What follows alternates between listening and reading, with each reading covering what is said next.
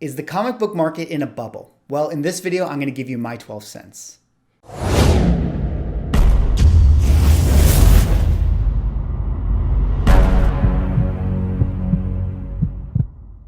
Ladies and gentlemen, welcome back to another video with Swaggle. And in this video, we're going to talk about if the comic book market is in a bubble. That's right, we're going there. So in this video, I'm just going to kind of shoot from the hip a little bit and just give you guys my 12 cents on what I think is going on in the current market. But before I get into the topic for today, if you guys could drop me a like or a comment or subscribe if you're enjoying the content, love interacting with you guys, help support the channel, do one of those things, and hook me up.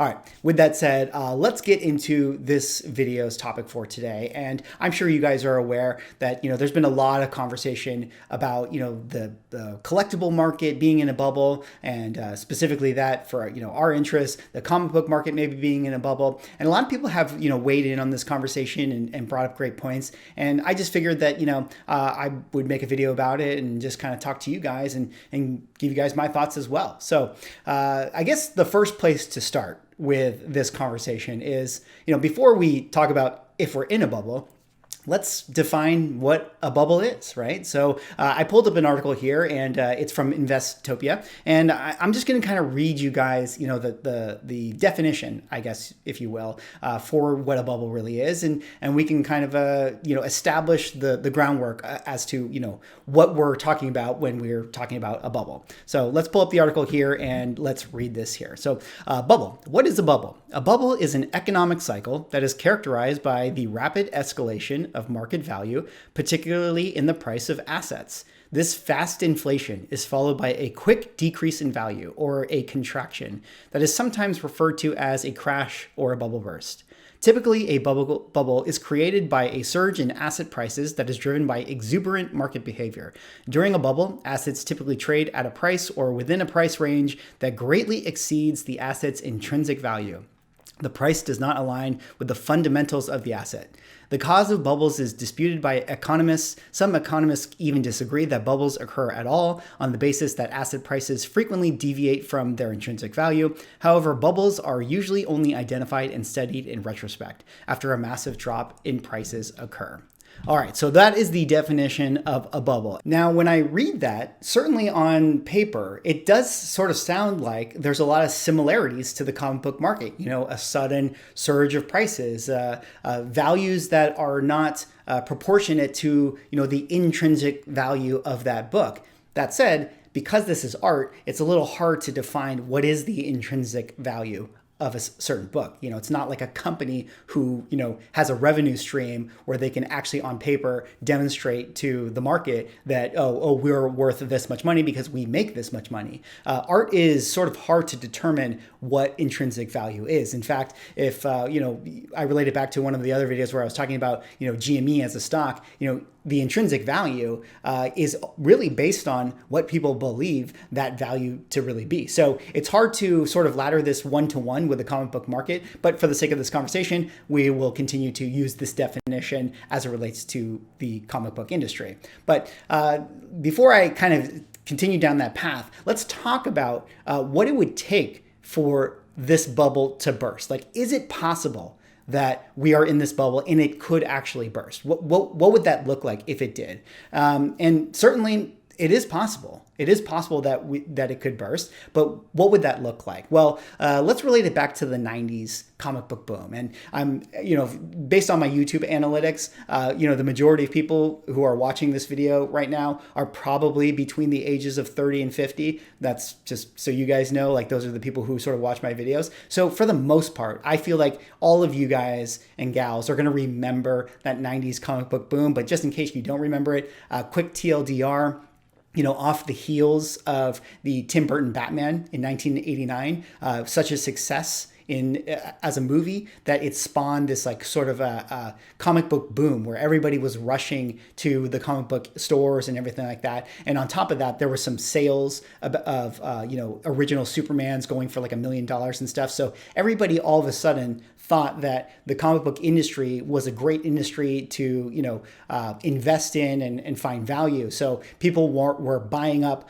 all of the number one books in the early 90s, and this created the comic book boom and this sort of mass speculation that was indicating to people that, all these books in the 90s are going to be worth, $1 million one day, in the way that, this original Superman was, sold for $1 million in the early 90s, or whatever the prices were at that time. So that kind of created this, this gold rush of sorts within that 90s. And all of the companies in the 90s were just printing comic books, like in the millions. You guys know the X-Men ones and the Spawns and the Jim Lees and the Image books and everything like that. And eventually that kind of led to a crash where the supply of these comic books were overriding the demand of people buying them. And a lot of the companies and a lot of the titles went under as a result of it. And then you kind of got, the mid 90s and the late 90s in the comic book industry that was really bad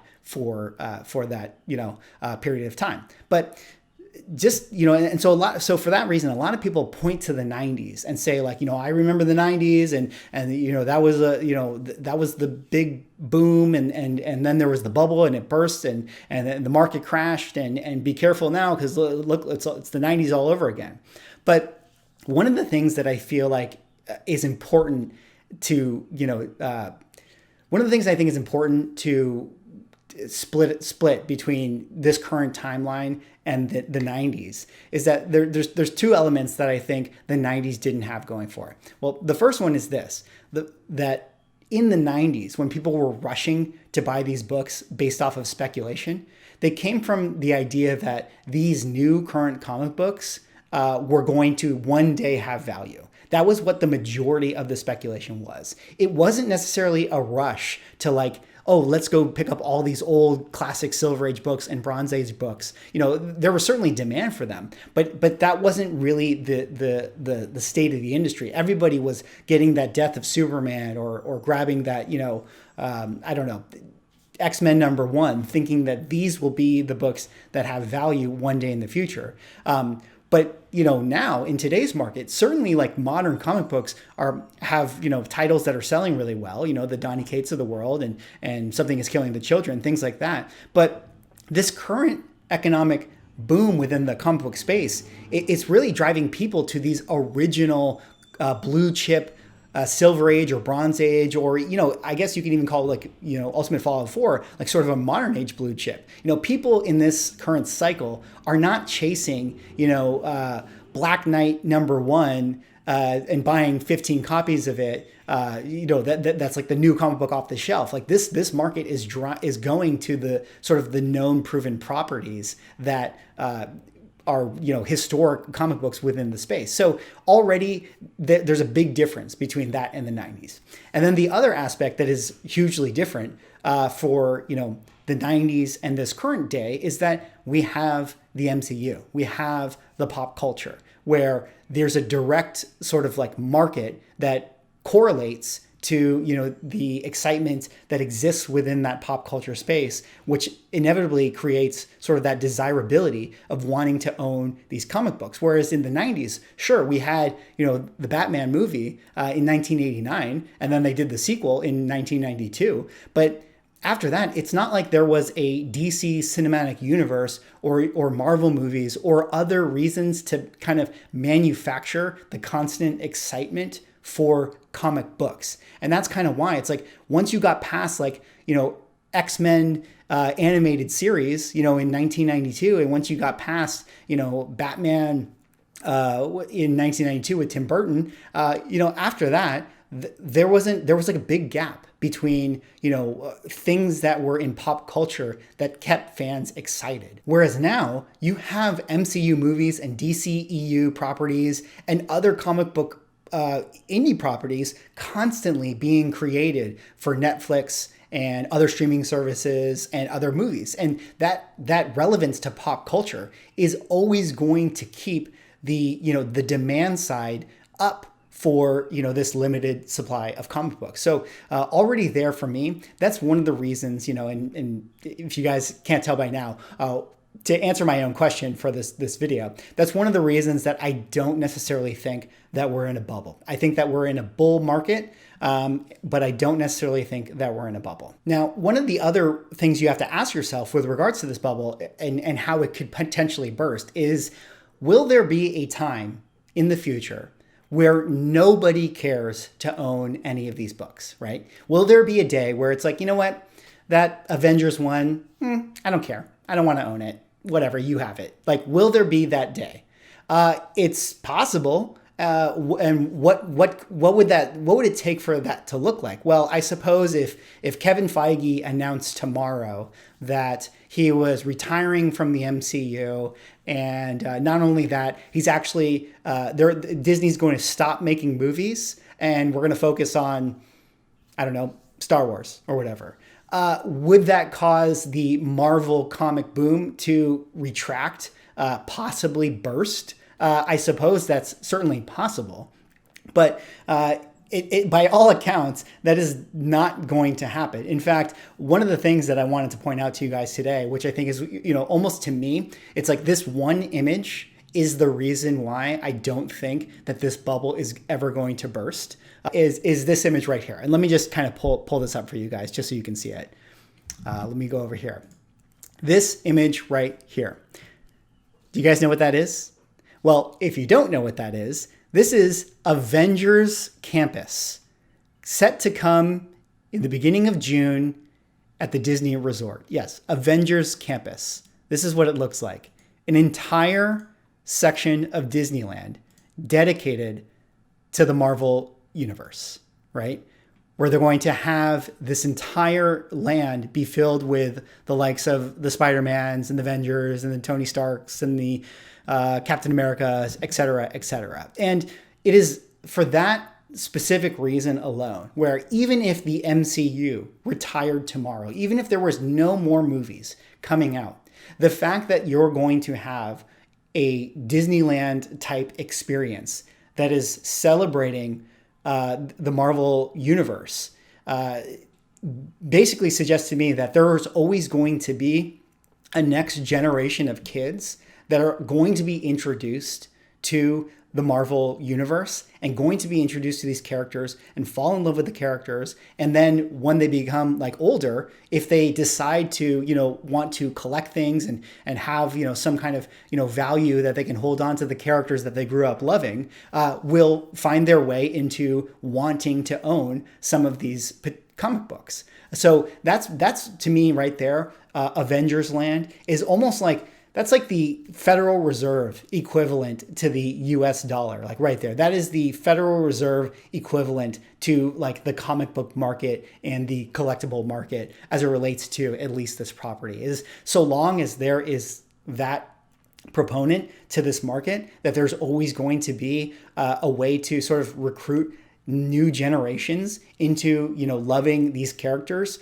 The value of those characters' books and their first appearances will always maintain some type of floor. And that's just the reality of it. Now, I understand that, not all those kids will have a desire to collect comic books, but everybody inherently will know that an Amazing Fantasy 15, this is the first appearance of Spider-Man. Even if you're not a comic book collector, so long as you understand that Spider-Man is an important character to pop culture, there will always be a market of people that want to own that particular piece of art and that particular piece of history.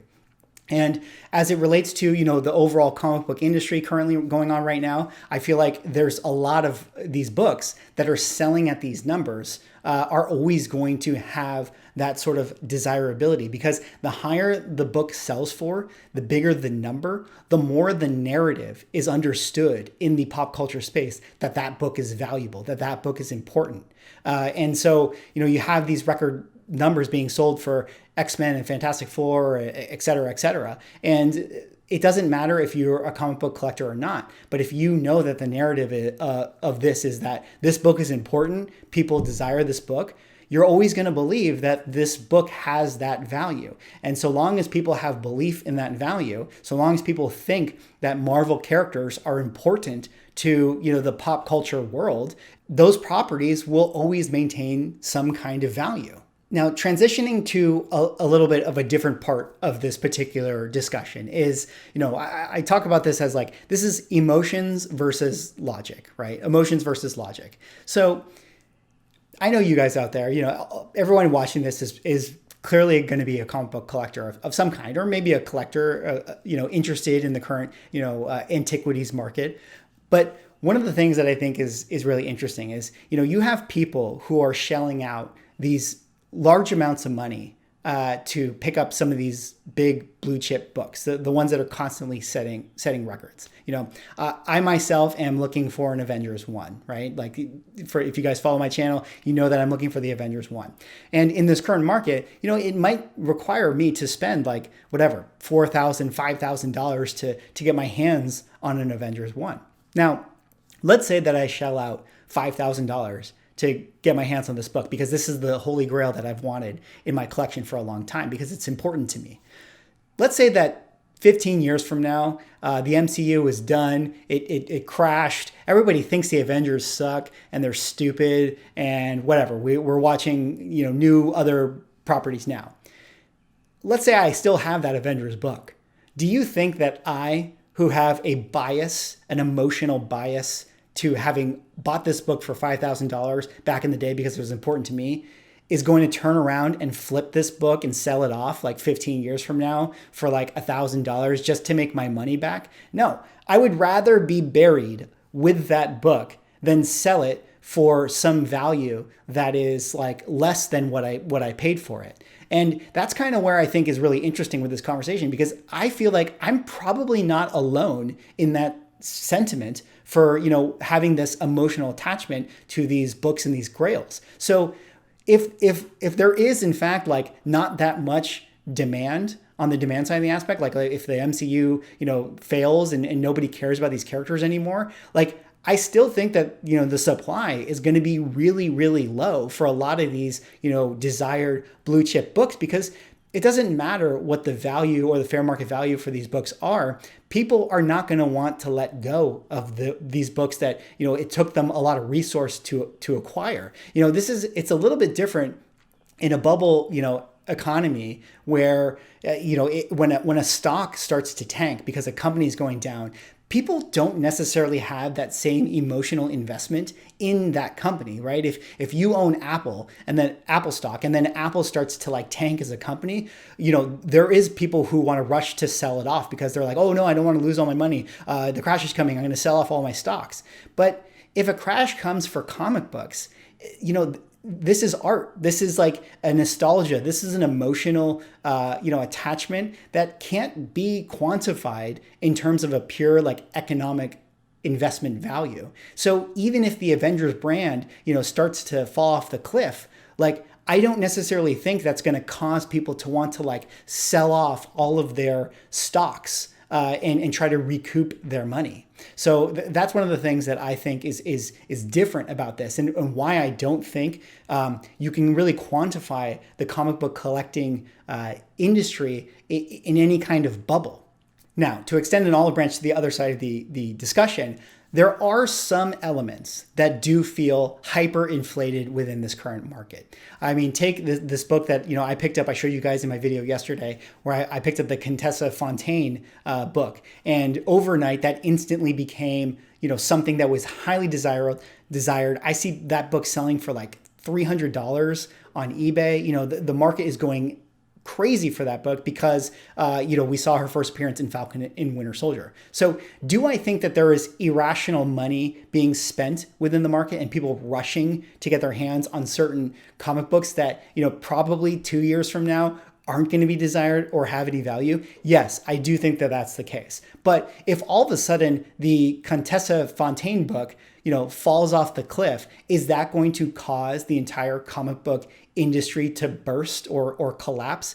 No, not at all. It's not. I mean, some people are going to lose some money on wanting to get their hands on that book, but overall, that's not going to, just because her thing falls off doesn't mean that X-Men #1 is going to fall off as well. So I think that there are books that are inflated in this market, but as a whole, as an entire industry, as an entire market, I don't think that these sort of blue chip books are coming down ever again. And I don't think that this bubble is going to pop anytime soon.